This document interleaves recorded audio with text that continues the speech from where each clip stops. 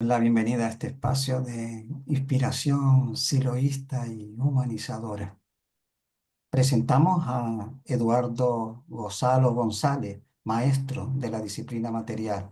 Se integra en el humanismo universalista en 1973 en España.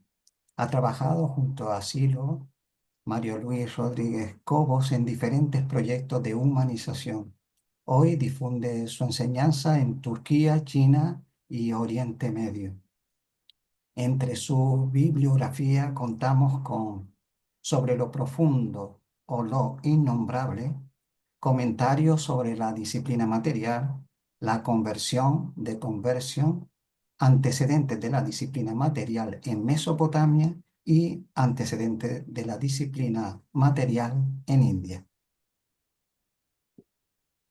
El Centro de Estudios Humanistas de las Américas le da la bienvenida a Eduardo González, maestro de la disciplina material, como miembro pleno honorífico, destacando en ello sus valores humanistas que enriquecen nuestro centro de estudios. Disculpen.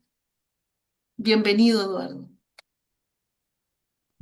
Muchas Bienvenido, gracias. Eduardo. Muy bien. Bienvenidos. Sí. Eduardo, un abrazo. Bienvenido. Bienvenido, Eduardo. Bienvenido, Eduardo. Un gusto verte, Eduardo. Gracias. Sí. Hay que agregar al currículum que es muy buen amigo.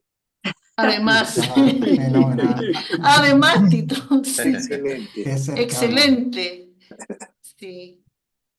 Sí, muy bueno. Y gracias, Mónica, por el contacto y Sí. por y a Eduardo. Gracias a ustedes y gracias a Eduardo que está aquí con nosotros y que tenemos todo para aprender de todo su aprendizaje y Sí, que nos enseñe en lo que estamos investigando en las culturas ancestrales, muy bueno.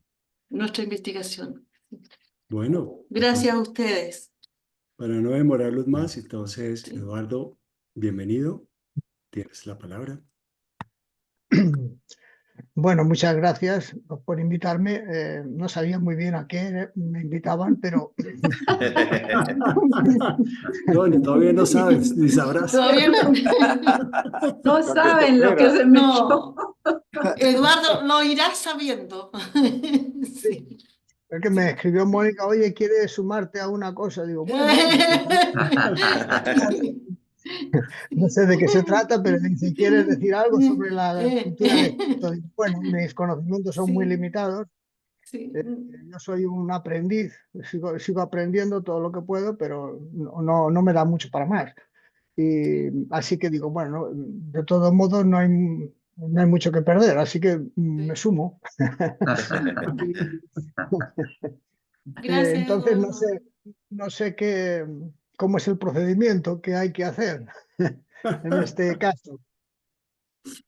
Yo creo que Juan Manuel lo explica. No, Eduardo, la idea es que Sí. estamos en este momento estudiando África. Estamos ubicando las raíces humanistas de las culturas en África, las actitudes y momentos humanistas. Y dentro de toda esa investigación hemos encontrado formas y caminos de contacto con lo sagrado. Y algunas de ellas son rudimentos de disciplinas que hemos encontrado en algunas culturas. Y sabemos de tu cercanía con la material. Entonces, de allí viene la invitación a que nos recrearas un poco tu investigación, porque para nosotros es un complemento en nuestro camino de aprendizaje sobre las culturas. Bueno, puedo contar cómo sucedió, cómo Eso. fueron así, de un modo un poco así coloquial. Sí. Cuando terminé la disciplina material, eh, el negro me dijo, bueno, ahora te vas a ir a Alejandría y allí vas a ver si queda algo de la antigua disciplina material, que en Occidente se ha denominado desde el medievo para acá alquimia, que es una palabra árabe, pero en otras culturas se denomina de otro modo. Entonces, bueno, nosotros la denominamos disciplina material. Así que me fui por allí a dar una vuelta, un tiempo. Él me indicó algunos lugares que visitar. Me dijo, mira, vete al mercado de los perfumistas, que hay cosas interesantes de observar allí. Observa también la ciudad de los muertos. Es un cementerio donde viven más de 1 millón de personas. Viven, no los muertos. Sacaron a los y se meten en las Sí. casitas esas porque no tienen lugar. Entonces, dice, visita ese sitio. En fin, date una vuelta por Alejandría, hay un museo grecorromano, en fin, fue dando varias indicaciones, y yo me fui allí a ver esos lugares. Me estuve también en el oasis de Siwa, donde estuvo Alejandro para preguntarle supuestamente al dios Amón, a los sacerdotes, si él era hijo de Amón. Entonces los sacerdotes le dijeron que sí, porque si no habría consecuencias. Entonces, desde ese momento era como el faraón. Claro. Entonces, conquistó, digamos, Egipto sin necesidad de luchar. Se instauró él mismo como faraón. Bueno, hice todo ese tipo de viaje y el negro me dijo, bueno, si quieres estudia un poco de la cultura egipcia y dice, te familiarizas con las dinastías, con la cultura, el arte. Dice, bueno, aunque no será muy, digamos, no es que sea muy importante, pero siempre te da una base como para que entiendas un poco más cómo es esa cultura. Hay un museo en el Cairo que es muy bueno, que tiene gran cantidad de producciones, de esculturas, de manuscritos, de papiros, etcétera. Así que con todo ese bagaje y algunas entrevistas que estuvimos haciendo, algunos personajes, algunos académicos, pues empezamos a tratar de digerir todo eso y estudiando algunos libros. Entonces dije, bueno, a la vuelta, cuando me encontré con él en Madrid, me estaba esperando en el aeropuerto y me dice, ¿qué? ¿Has encontrado algo? Digo, bueno, debe ser que yo no entiendo mucho, estoy ciego, pero yo no he visto muy pocas cosas. He visto Egipto, he visto los sitios que me has dicho, pero dice, sí, claro, dice, debe de quedar poco, de que prácticamente ya desapareció todo aquello. Eh, Sucedió en la época ptolomeica, del 300 antes de esta era, cuando Alejandro llegó hasta el 300 después de esta era, que terminó la dinastía, que se produjo un tiempo donde hubo una síntesis cultural entre la cultura egipcia y la cultura griega. También hubo una simbiosis con la cultura romana y con la cultura judía.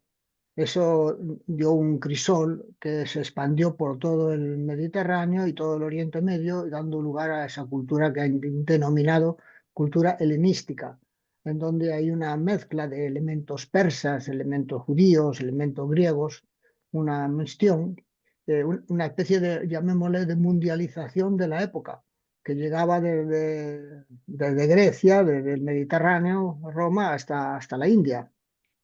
Llegó los generales de Napoleón, Alejandro, llegaron hasta la India, llegaron hasta estos viajes que estamos haciendo de la ruta de la seda, llegaron hasta el límite con China, y donde hay unos muros de montañas enormes de 7 u 8 mil metros, y ahí dijo, bueno, vamos para atrás, y bajó para el Golfo Pérsico y murió en Babilonia de unas fiebres, según dicen.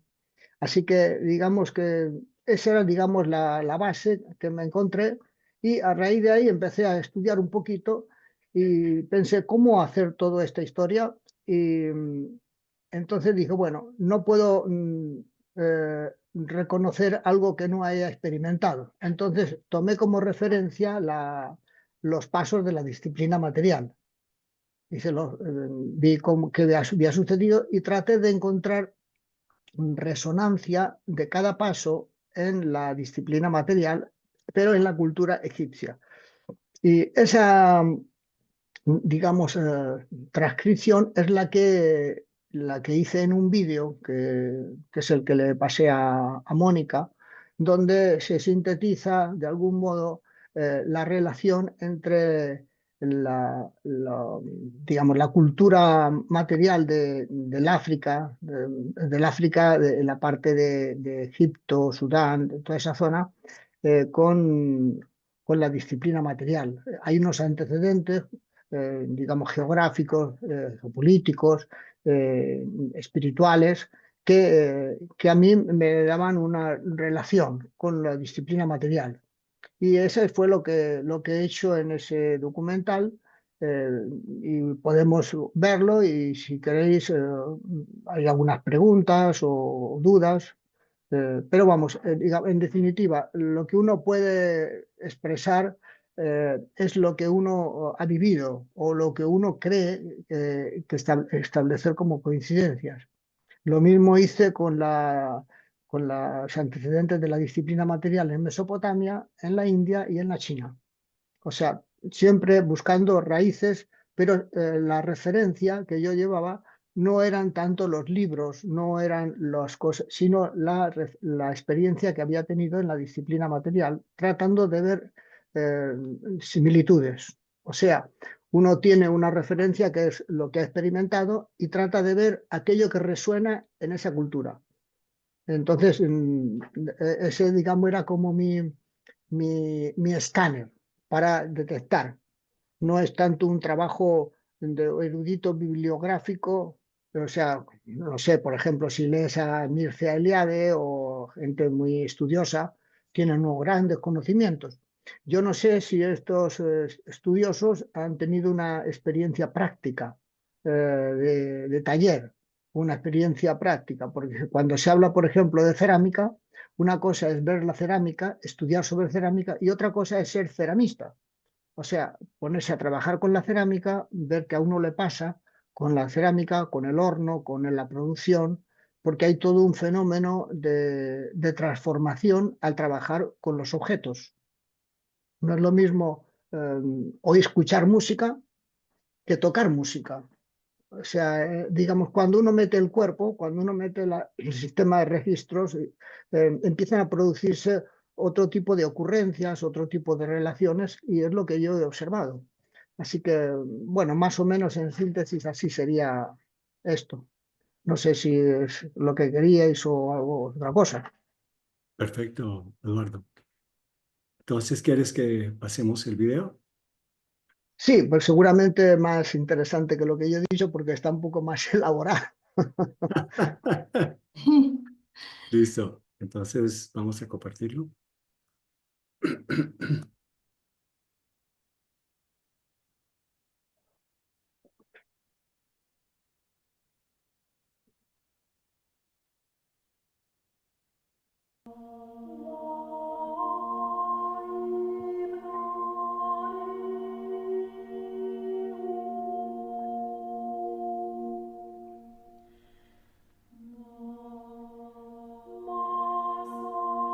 Solo había un mar infinito sin vida y en absoluto silencio. Entonces llegó Ta con las formas de los abismos y las distancias, de las soledades y de las fuerzas. Por ello Ta veía y oía, olía y percibía la existencia en su corazón. Pero lo que percibía lo había ideado antes en su interior. Así tomó la forma de Atum y, devorando su propia semilla, parió al viento y la humedad, a quienes expulsó de su boca creando a Nut, el cielo, y a Heb, la tierra. Atum, el no existente, fue una manifestación de Ta.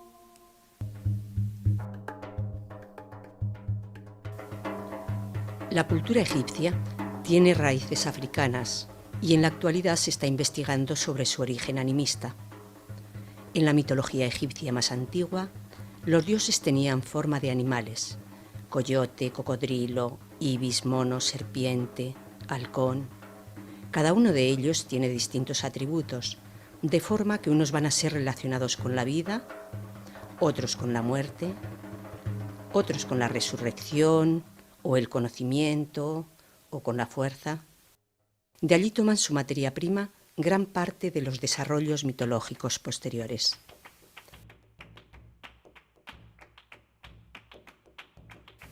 Los primeros dioses corresponden a la etapa de cazadores-recolectores. Los nómadas vivían en campo abierto, se relacionaban con los animales, usaban el fuego, sentían el viento, la humedad. De este ambiente, de lo que percibían habitualmente, fueron surgiendo sus mitos. Las tribus se desplazaban continuamente siguiendo a sus presas. A veces creían que al comerse los animales incorporaban la fuerza de sus espíritus. Cada tribu tiene su propio tótem, su propio espíritu o animal sagrado. Por ejemplo, uno de los dioses más importantes es Horus. Admiran ese ser, el halcón, que vive en lo alto, tiene una vista que abarca grandes distancias, es muy rápido, caza. La suma de todos estos atributos hace que le den un estatus elevado.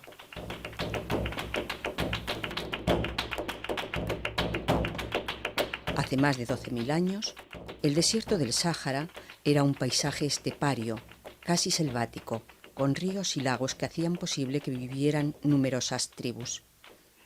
Pero al ir terminando la cuarta glaciación, el norte de África va tomando el aspecto desértico que tiene ahora. La gente se desplaza a los lugares que tienen agua, principalmente a las cuencas del Nilo y del Níger. Al confluir en las riberas, luchan por los recursos naturales.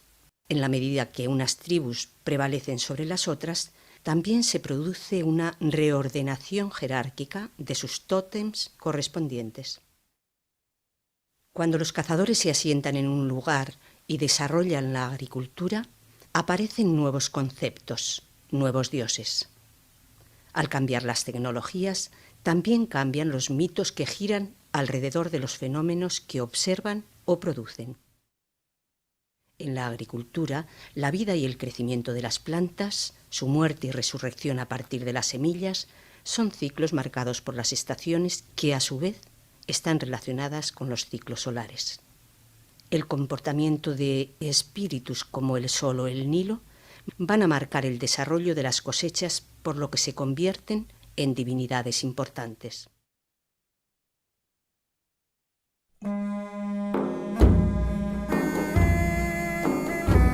En cada estación hay que llevar a cabo una tarea agrícola diferente y también hay que estar atentos al Nilo y sus crecidas. Tenían un nilómetro ya en épocas faraónicas que les permitía medir las crecidas del río. En cada crecida, el Nilo borra todos los límites de los campos y cada año tienen que volver a calcularlos.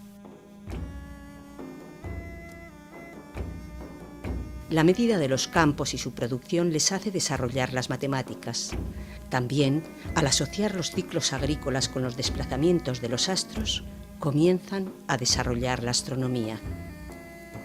En el libro Mitos Raíces Universales, Silo describe bien los diferentes momentos en los que los grandes cambios tecnológicos se traducen en cambios mitológicos. En la época en la que surge la agricultura, los mitos tienen que ver con la vida y la muerte, la fertilidad y la infertilidad. Osiris e Isis están relacionados con estos conceptos, pero Horus corresponde a una etapa anterior. Es un dios antiguo de los cazadores y recolectores. Como es un dios importante, de todos modos, se ven obligados a darle un lugar en el panteón agrícola y por ello lo colocan como hijo de Osiris.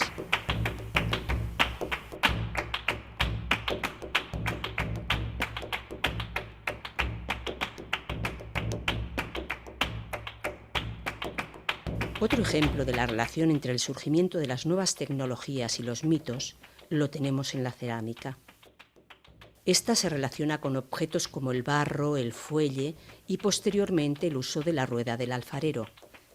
En la época de la cerámica surgen historias como la del dios que crea al hombre a partir del barro.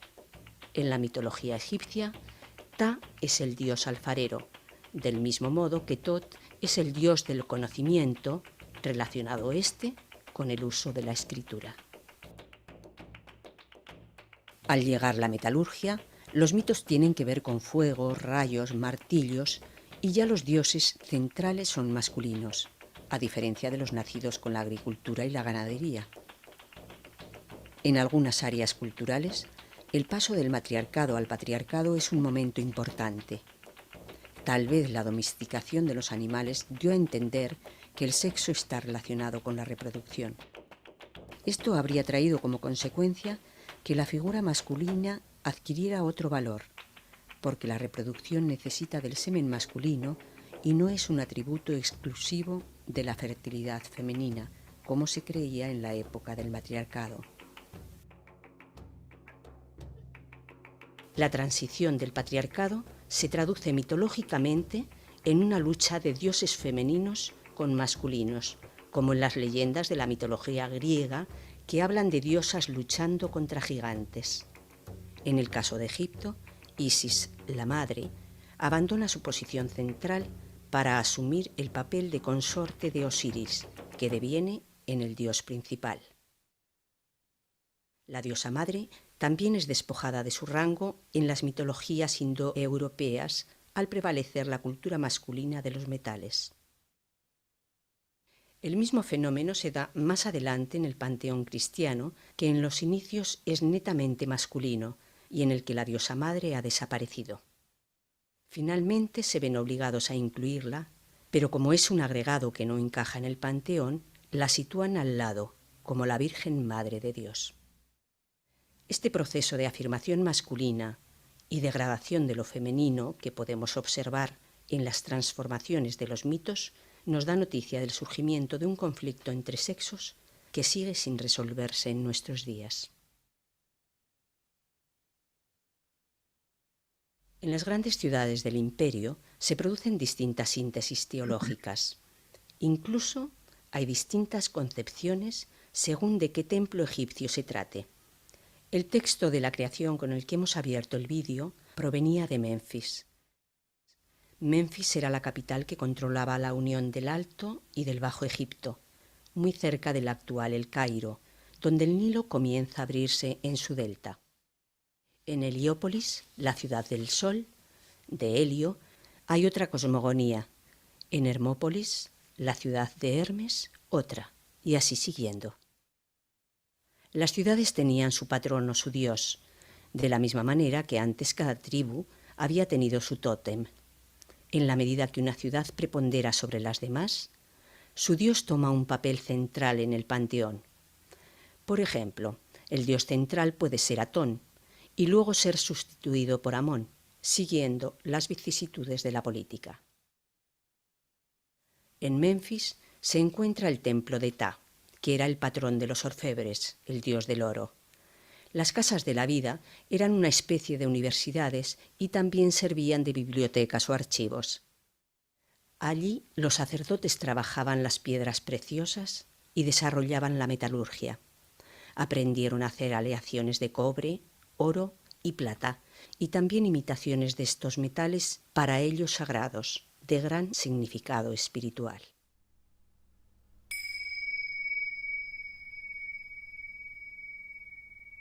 En el desarrollo material del antiguo Egipto,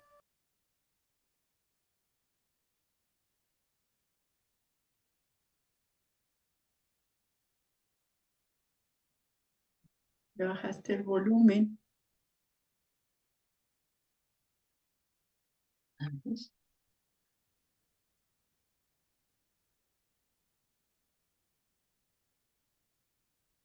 Se suspendió el audio. Sí, le bajó el volumen, Sí. Juancho. Sí, pero parece que algo pasó, Cecilia, porque Juan Manuel está sin cámara. Oh, oh. No, pero nada malo. Nada malo puede pasar. Sí, ahora sí. Gracias.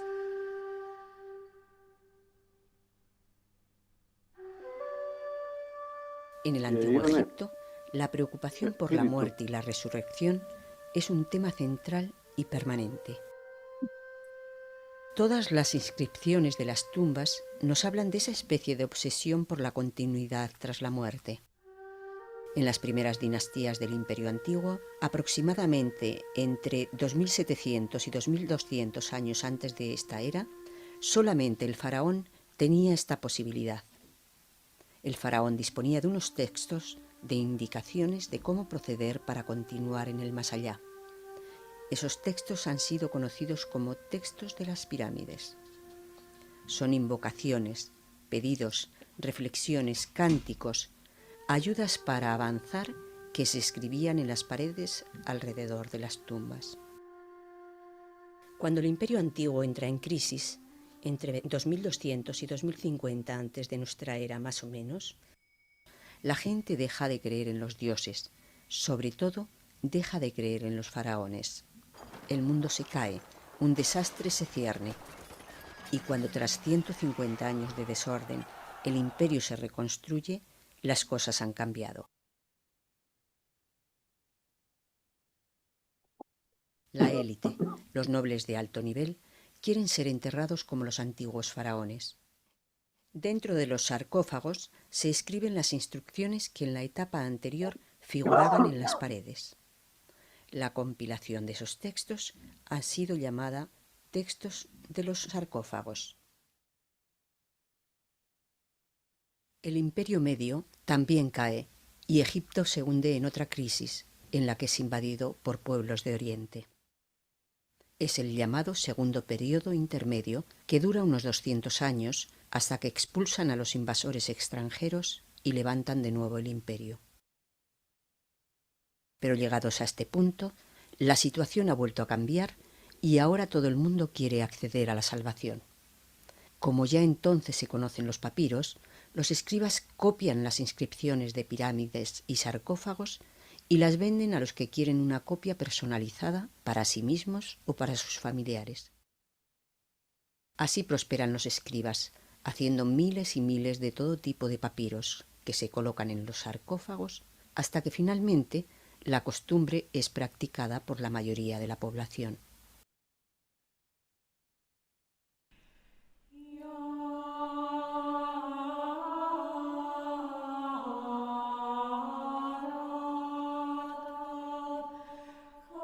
A la recopilación de todos estos textos de papiros encontrados en los sarcófagos del Imperio Nuevo se le llama el Libro de los Muertos, denominación que se da en el siglo XIX, aunque eran conocidos en el Antiguo Egipto como libros de la salida a la luz del día. Estos textos fueron oficializados o canonizados en el siglo XIII antes de nuestra era, pero los documentos que conocemos son de tiempos más recientes, de alrededor del 600 antes de nuestra era. En esa época, mucho después de que hubiera caído el último imperio egipcio, se da una especie de romanticismo, se retoma la referencia del mundo antiguo y esto les lleva a recopilar sus textos. Hay muchos libros de los muertos, entre ellos el llamado Papiro de Ani, que data del Imperio Nuevo, allá por el 1300 antes de nuestra era, pero que recoge textos mucho más antiguos. El papiro mide 26 metros y se encuentra actualmente en el Museo Británico. Ani era un noble que encarga un papiro para él y su mujer. En el papiro aparecen los dos y van haciendo una especie de recorrido transferencial. Van pasando por distintos pasadizos, habitaciones, cámaras de fuego, lugares acuáticos, van superando resistencias, encontrándose con dioses que alegorizan distintas fuerzas. Tienen que ir mostrando que han hecho una buena vida, que se han portado bien, que han pagado sus deudas. Avanzan poco a poco hasta que llegan a la puerta de Osiris. Anubis coloca las vísceras en su balanza y compara su peso con el de una pluma. Así valora lo que han hecho en la vida, porque en las vísceras es donde están acumuladas todas las acciones realizadas. En las representaciones del Antiguo Egipto, la balanza siempre se representaba equilibrada. Eso significaba que las acciones habían sido buenas y, por tanto, las vísceras eran ligeras como una pluma. Entonces el difunto podía pasar. Era un modo de presentarse ante los dioses y asegurarse el poder alcanzar la otra vida. En época romana se sigue representando esta escena, pero la balanza ya aparece desequilibrada.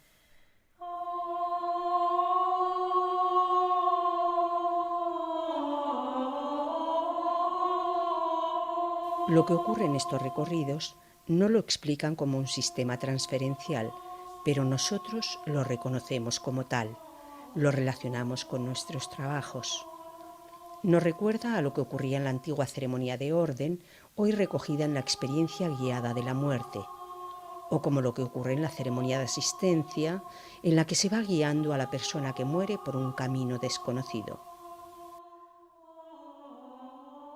Sin duda, podían escribir sobre estos paisajes porque los conocían, porque tenían experiencia interna, seguramente adquirida en las prácticas en los templos o en las casas de la vida. Si uno mismo también ha vivido esa experiencia, se da una comunicación a través del tiempo, se produce un reconocimiento. Es la profundización en la experiencia lo que da la clave de interpretación de los mitos. En el caso de los mitos raíces universales, Silo puede recomponer las antiguas historias porque conoce aquellos paisajes internos y eso le da la oportunidad de realizar esas descripciones magistrales.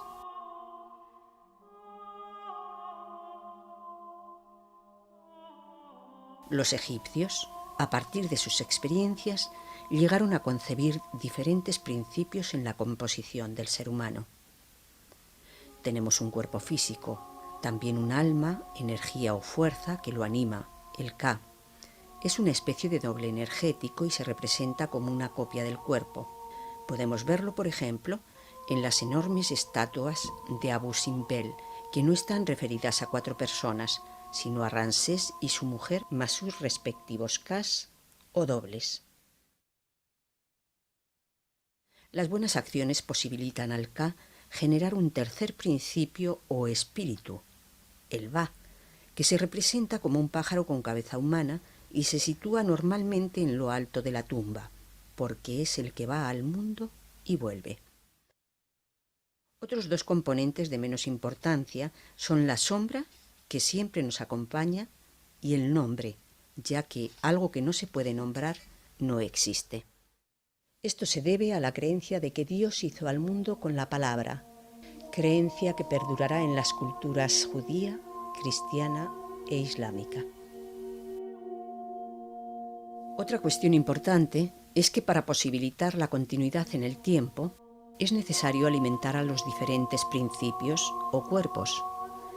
El cuerpo físico se alimenta de comida, pero ya el Ka, el doble energético, para subsistir se alimenta de la energía de los objetos, de su significado. Por esta razón, es importante que los objetos depositados en las tumbas sean de calidad. Se desarrolla entonces el trabajo con los materiales en relación a la continuidad tras la muerte. Por ejemplo, se desarrolla la técnica de cómo tallar piedras preciosas o cómo lograr que el cobre parezca oro en función de obtener una buena calidad psíquica, un buen alimento. El valor del alimento se mide de acuerdo al valor de los objetos. El valor para las ceremonias rituales de los metales puede venir dado por la escasez y también por su resonancia interna en el espacio de representación. También puede valorarse la maleabilidad y la duración. En el caso del oro, su brillo se asocia a la luz, al sol y a la carne de los dioses. Entre las piedras, el lápiz lazuli se asociaba a los cielos y por ello tenía atributos divinos. Cuando no se podía obtener el mineral, se imitaba con pasta vítrea. Las maderas también tenían su escala. Por ejemplo, el cedro que hundía sus raíces en la tierra se interpretó como que había nacido gracias a la sangre de Heb, dios de la tierra. El sicomoro, de madera incorruptible, se relaciona con el nacimiento, la regeneración o la inmortalidad.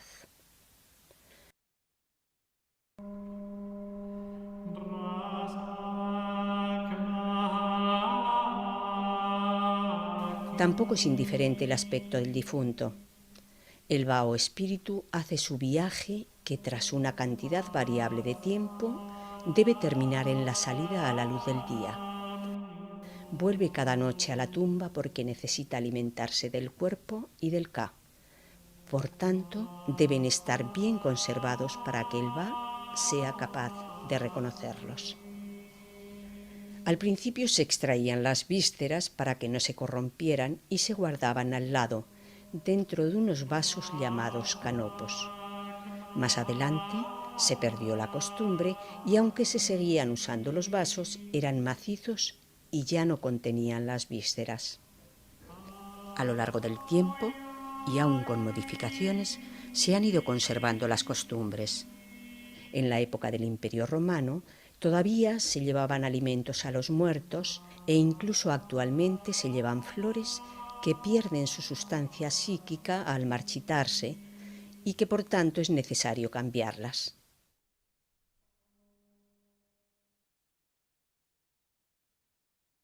Toda esta mitología está en los antecedentes de la civilización occidental. Han pasado 5000 años y se siguen conservando y cuidando los cuerpos. Se habla de que en el juicio final los cuerpos tomarán vida nuevamente y por eso tienen que estar disponibles. Estamos viendo diferentes relaciones de lo material con los dioses, con lo profundo o con un tránsito al más allá. Por ejemplo, el alimentar al Ka por medio del significado de los materiales es fundamental para entender el concepto de transubstanciación, es decir, el cambio de significado de la materia, que luego aparecerá en los sacramentos de las religiones inspiradas en esta cultura madre.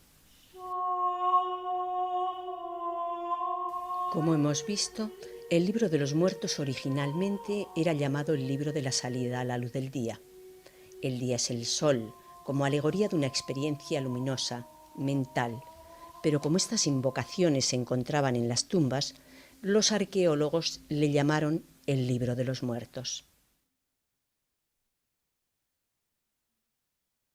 Además del papiro de Ani, hay otros papiros que se encuentran en distintos museos como Estocolmo, Leiden, Moscú, Carlsberg, Berlín, Londres, París, etc.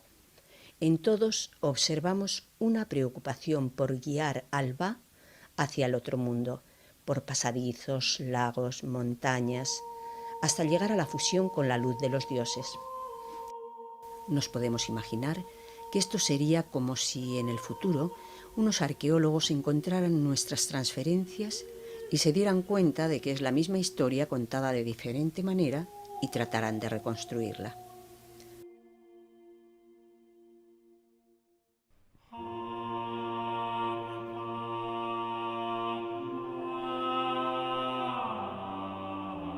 Algo similar ocurre en el caso de los evangelios apócrifos. Son historias que esencialmente cuentan lo mismo, pero con algunas variaciones. Los 4 evangelios oficiales o canónicos fueron seleccionados por el emperador Constantino en el Concilio de Nicea. Los evangelios apócrifos contienen muchas historias que resulta interesante comparar con los cuentos egipcios. Podemos comprobar que han incorporado historias de las religiones anteriores y luego hicieron pasar esas historias como suyas, como genuinas. Es algo que ya habían hecho los judíos, quienes vivieron y trabajaron mucho tiempo en Egipto y Babilonia. En ese tiempo incorporaron elementos de su mitología y religión que transformaron la propia religión judía. En los cuentos egipcios podemos encontrar historias como la de un mago que logra dar vida a un cocodrilo hecho de cera. Es el mismo motivo que aparece en un evangelio apócrifo cuando habla del niño Jesús, capaz de dar vida con una palmada a las figurillas que ha fabricado con arcilla.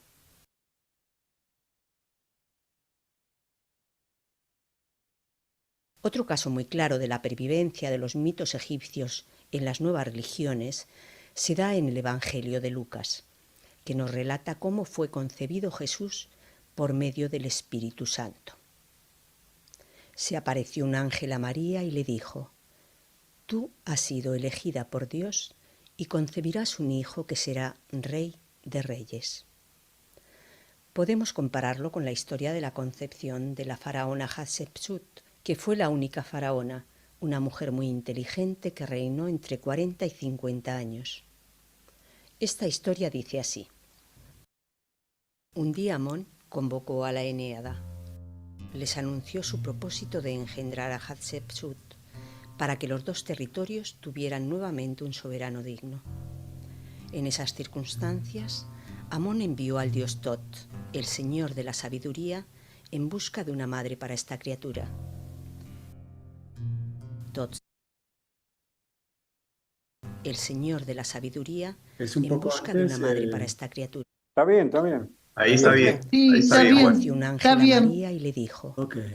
tú has sido elegida por Dios y concebirás un hijo que será rey de reyes. Podemos compararlo con la historia de la concepción de la faraona Hatshepsut, que fue la única faraona, una mujer muy inteligente que reinó entre 40 y 50 años. Esta historia dice así. Un día Amón convocó a la Enéada.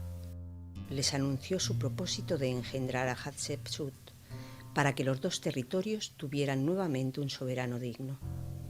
En esas circunstancias, Amón envió al dios Tot, el señor de la sabiduría, en busca de una madre para esta criatura. Tot se marchó y volvió después de haber encontrado en la diosa Yames, la esposa fraterna del cándido Tutmosis, a la madre ideal. Amón se dirigió al palacio real y se introdujo bajo la indumentaria del rey. Así pudo penetrar en todos los recintos hasta donde se hallaba la reina sin ser reconocido ni molestado. Pero ella se despertó al percibir perfumes y aromas exquisitos que emanaban del dios que permanecía junto a ella. Su mirada la dejó embelesada y ella le brindó una muy buena acogida en su lecho. Y el dios la regocijó tanto que ella no sabía cómo hacer para alabar su belleza.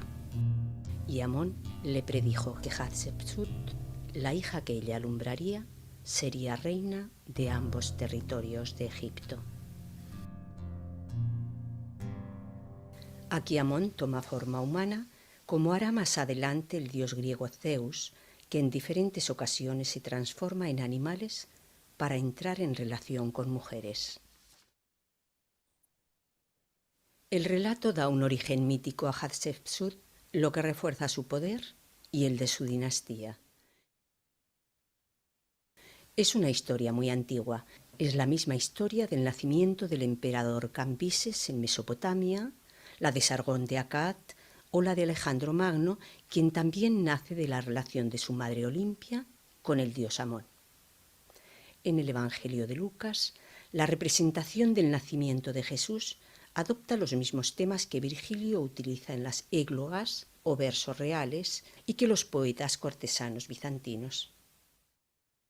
Es una costumbre que ha llegado hasta hace pocos siglos, en la que los poetas o historiadores ideaban genealogías que remontaban los antepasados del rey hasta un origen mítico o divino.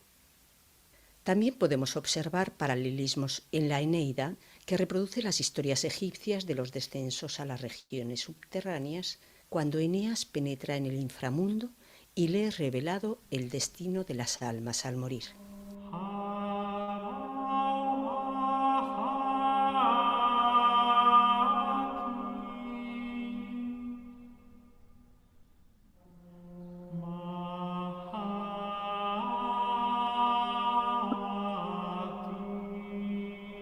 La mitología del Antiguo Egipto va modificándose y desarrollando su tecnología psíquica a través de los milenios.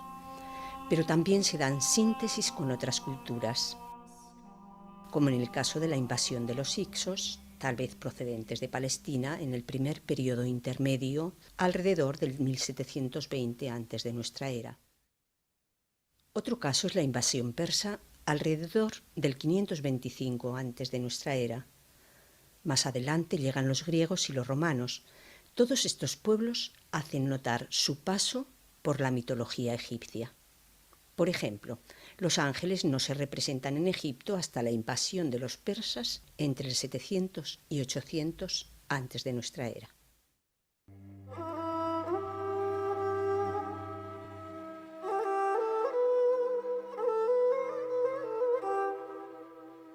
Cuando surgen los filósofos griegos, no parten de cero, Al esforzarse por comprender el mundo, establecen teorías sobre el origen de la materia, su constitución y su desarrollo, que se basan en los conocimientos adquiridos en Mesopotamia y Egipto, pero que adaptan a su forma de pensar.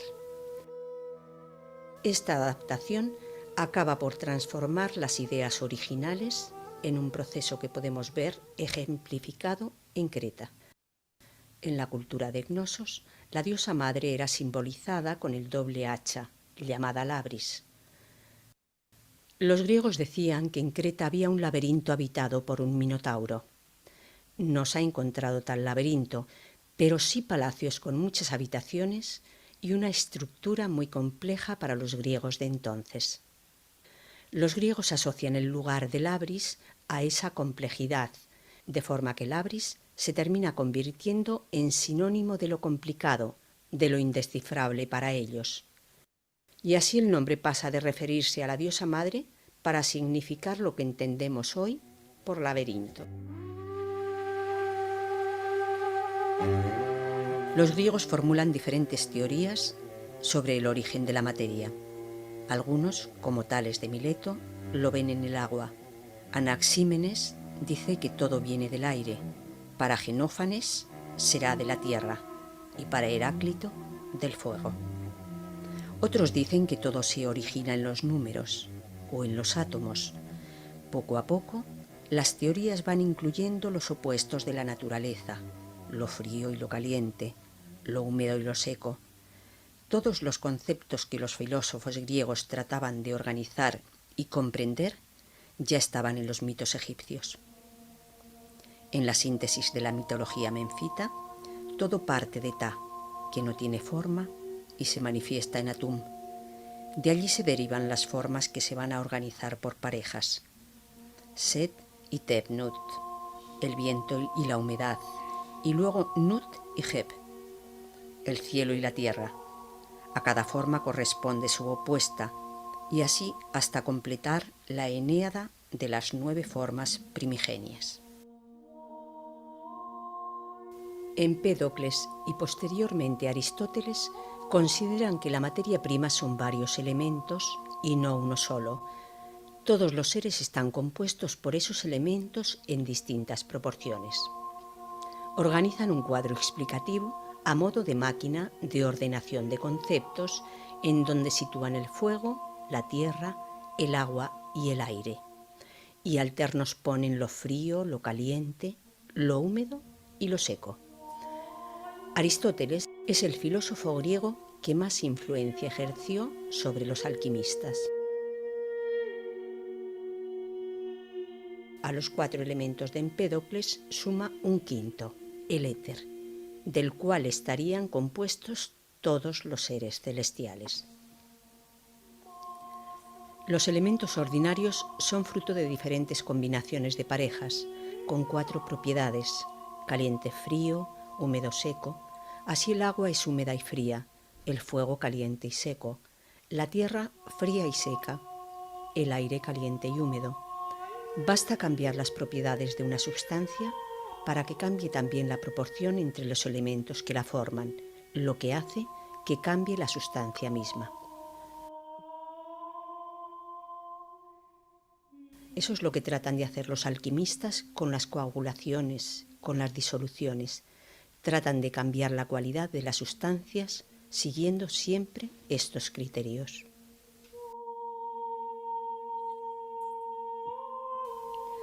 Aristóteles dice que todo está compuesto por una materia prima informe que puede tomar una variedad infinita de formas, lo que nos recuerda a Ta, que no tiene forma pero se manifiesta en Atum, que da lugar a todas las formas.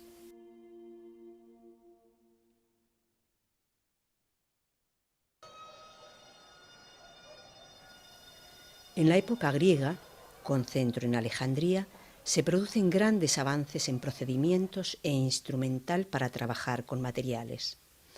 Por ejemplo, cómo hacer aparatos de vidrio que soporten altas temperaturas o cómo hacer las juntas entre diferentes piezas de vidrio.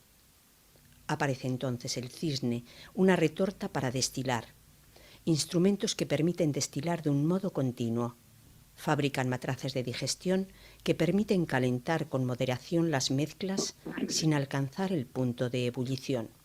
Por ejemplo, lo que llamamos en España el baño María viene de esta época, de María la judía, que aprende cómo calentar una sustancia sin que pase de 100 grados centígrados. Se utilizaban crisoles de huesos calcinados. Es una tecnología que podemos experimentar. Tomamos huesos y los calcinamos. Les aplicamos fuego hasta que todo lo que podíamos quemar ya se ha quemado. Y lo que queda soporta un fuego muy fuerte. Luego lo mezclamos con arcilla y así se fabrican instrumentos capaces de soportar altas temperaturas. Los griegos también fundían amalgamas de oro. El oro se recoge inicialmente en las minas o en pepitas en los ríos, pero cuando ese oro fácil de extraer se acaba, es necesario recurrir al que está mezclado con la tierra. Puede estar mezclado en la proporción de 1 gramo de oro por 1 kilo de tierra. Para extraer esa milésima parte se pulveriza la tierra y se mezcla con mercurio. El oro se disuelve en el mercurio y luego, para extraer el oro del mercurio, es necesario calentarlo en unos hornos abiertos de manera que el mercurio se evapora y queda el oro. Al ser muy venenosos estos vapores y atacar al sistema nervioso, se destinaban a estas labores a presos o condenados. Lograron también aleaciones semejantes al latón y sabían recubrirlas para que parecieran oro. Fabricaban lacas, disoluciones capaces de adherirse de modo estable, y eran diestros en el manejo de las piedras preciosas. Los alquimistas griegos aprovecharon la acumulación tecnológica que se había dado en Egipto durante 3000 años, pero aún no encontramos en la alquimia griega ideas como la de la piedra filosofal, ni el elixir de la vida, ni tampoco referencia alguna a la existencia de los 3 principios: azufre, mercurio y sal. Habrá que esperar a los alquimistas árabes para que aparezcan estas ideas.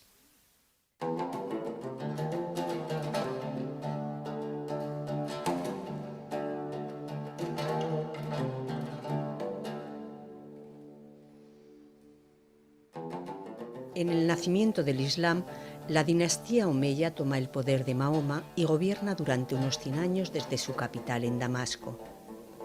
Para entonces, los textos clásicos, la cultura estaba escrita en lengua griega. Por eso crean una escuela de traductores que traduce todo al siríaco y al árabe. Esa labor se continuará en la Casa de la Sabiduría de Bagdad cuando el califato se traslade allí. Esos mismos textos son los que más adelante llegarán a Córdoba, a Toledo y desde allí al resto de Europa. Cuando la dinastía abasida desplaza del poder a los omeyas, se lleva el califato a Bagdad, muy cerca de donde estaba la antigua Babilonia. Bagdad hereda las tradiciones mesopotámica, persa y bizantina. Se convierte en un centro cultural, político y económico extraordinario. A mediados del siglo VIII son los tiempos de Harún al-Rashid y de su hijo Al-Mamun. Harún al-Rashid es el califa legendario conocido por los cuentos de las 1001 noches. Con el califato abasida queda conectado el mundo desde España hasta la India, y las rutas del comercio con China estaban abiertas a través del Asia Central. En este contexto aparece Jabir, o dicho en latín, Geber, al cual se le atribuye el nacimiento de la alquimia. Se le supone haber descubierto en el siglo VIII los 3 ácidos más importantes: clorhídrico, sulfúrico y nítrico. En esa zona ya se utilizaba mucho la destilación en perfumería y medicina. Aplicando los mismos procedimientos de destilación, lograron concentrar aguas ácidas. Por ejemplo, se toman aguas que han tomado contacto con la pirita y llevan disueltos sulfuros. Si destilas esta solución poco a poco, se va eliminando agua y aumenta la concentración de sulfuro hasta llegar al ácido sulfúrico. De manera parecida, se procede para obtener los ácidos nítrico y clorhídrico de otras aguas ácidas.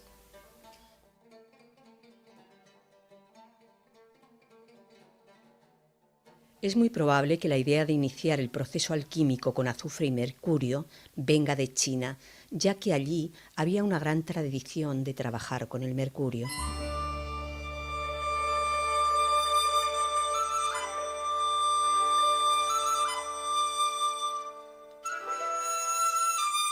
Los alquimistas chinos también aspiraban a la inmortalidad, especialmente a la de los emperadores. Ellos buscaban fabricar una píldora de la inmortalidad y mezclaban oro o plomo con mercurio. Lo intentaban con distintas sustancias, pero con el mercurio como base. El resultado era la muerte en muchos casos. Pese a ello, es curioso que hasta el siglo XIX se han estado utilizando compuestos de mercurio o de arsénico para curar algunas enfermedades como la sífilis. También es probable que venga de China la idea de que la materia prima es un compuesto y el mercurio y el azufre corresponden a esta alegoría. El taoísmo habla del yin y el yang, que son englobados por el Tao. En China existen muchas alegorías tomadas del mundo metalúrgico para explicar procesos internos. Los libros de higiene china hablan no de lavarse las manos y cosas de este tipo, sino de alcanzar un estado de pureza interna para conectar con lo profundo.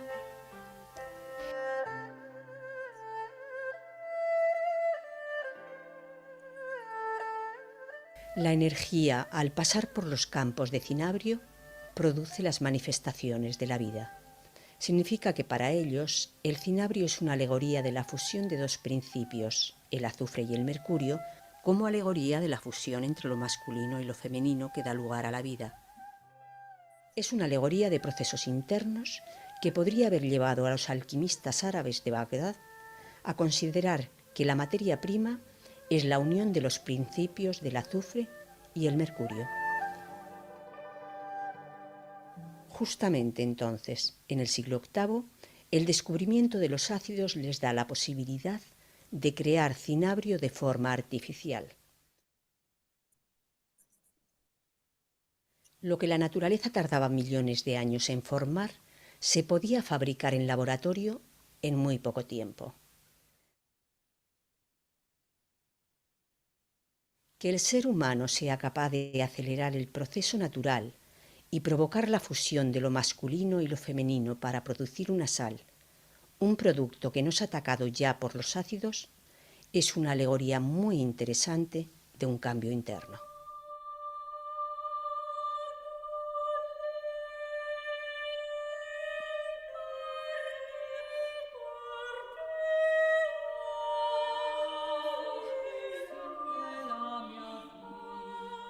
Hemos visto que partiendo de las ideas y prácticas de los egipcios, más las teorías griegas, los aportes de los árabes y las influencias de distintos lugares, acaba llegando a Occidente la idea de que la materia prima es un compuesto, no una sola sustancia, sino dos, y el mercurio y el azufre serían la alegoría que corresponde a esta intuición.